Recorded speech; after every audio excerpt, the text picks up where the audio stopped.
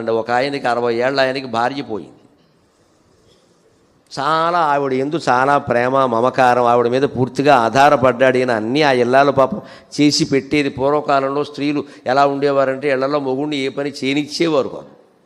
అబ్బాయి నేనుండగా మీరెందుకు దీంట్లో గొప్ప ప్రేమ, అందులో అనుమానం వెళ్ళ ఆ మహిళామణులకు నమస్కారం చేయాలి. కానీ ఈ మొగాళ్ళకు వచ్చే ఇబ్బంది ఏమిటంటే పొరపాటుని వీడికి 60 70 వచ్చాక ఆవిడ గుట్టుకోమంటే వీడి పని అయిపోయినట్టే. ఎందుకంటే భార్యను అడిగినట్టుగా కోడలను అడగలేడు, కూతుర్ని అడగలేడు, ఎవరిని అడగలేడు. భార్య అయితే గుర్తించి ఈ సమయానికి టీ తాగే అలవాటు పాపం ఎక్కడున్నాడో పెద్ద మనిషి అంటుంది ఆవిడ.